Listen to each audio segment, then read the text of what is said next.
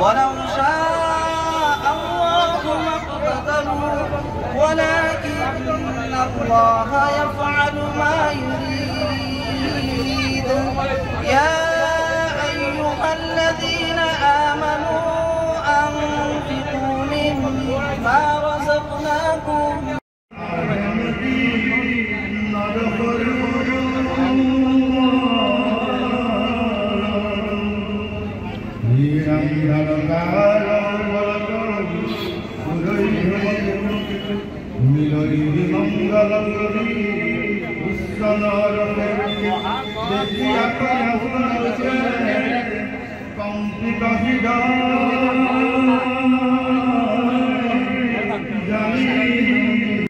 অতি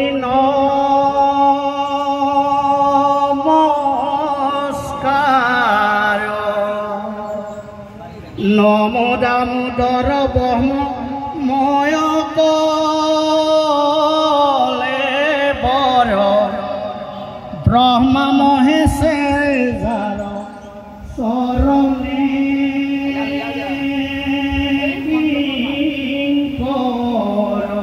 জয় জয়তে তেখেতৰ পুষ্পাঞ্জলি প্ৰদৰ্শন কৰে আৰু লগতে বন্তি প্ৰজ্বলন কৰা হয় আৰু লগতে আজি দিনটোত আমাৰ পহঙীয়া যি নাম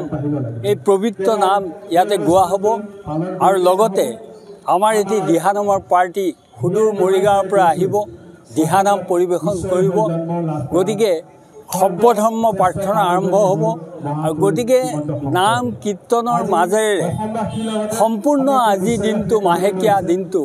পালন কৰা হৈছে জুবিন গাৰ্গ আমাৰ অসমীয়া জাতি হৃদয়ৰ স্পন্দন আছিলে আৰু হিয়াৰ আমঠু আছিলে আৰু অসমীয়া জাতিয়ে জুবিন গাৰ্গক কেতিয়াও পাহৰিব নোৱাৰে জুবিন গাৰ্গ যদিও স্বৰ্গগামী হৈছে বৈকুণ্ঠত স্থান পাইছে তথাপিও আমি জানো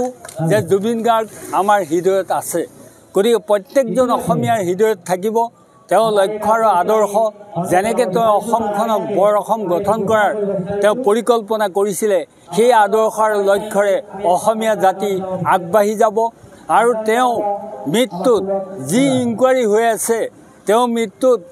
অসম চৰকাৰে যি ইনকুৱাৰী কৰিছে আমাৰ ৰাইজৰ তাত সম্পূৰ্ণ বিশ্বাস আছে যে অসম চৰকাৰে কৰি থকা অসম পুলিচ বিভাগে কৰি থকা অসম CID বিভাগে কৰি থকা যি ইনকুৱাৰী তাত আমাৰ বিশ্বাস আছে জুবিনে ন্যায় পাব লাগে জাষ্টিছ ফৰ জুবিন গাৰ্গ আমি সকলোৱে এইটো কথা আমি সকলোৱে কওঁ যে জাষ্টিছ জুবিনে পাবই লাগিব গতিকে তেওঁ কেনেকৈ ছিংগাপুৰলৈ লৈ যোৱা হৈছিল আৰু কিয় নিয়া হৈছিল আৰু কিয় সাগৰলৈ লৈ যোৱা হৈছিল কিয় সাঁতুৰিবলৈ দিয়া হৈছিল আৰু সাঁতোৰোতে কিয় তেওঁ প্ৰটেকশ্যন দিয়া নহ'ল এই সকলো কথাই এই ইনকুৱাৰীত আহিব গতিকে জুবিন দাই যাতে ন্যায় পাওক অসমীয়া জাতিয়ে তাকে বিচাৰিছে আৰু সদায় আমাৰ অন্তৰত জুবিন গাৰ্গ সদায় আমাৰ প্ৰবাহিত হৈ থাকিব যিকোনো খবৰৰ বাবে যোগাযোগ কৰক 7099017330 লগতে 7099017110 নম্বৰত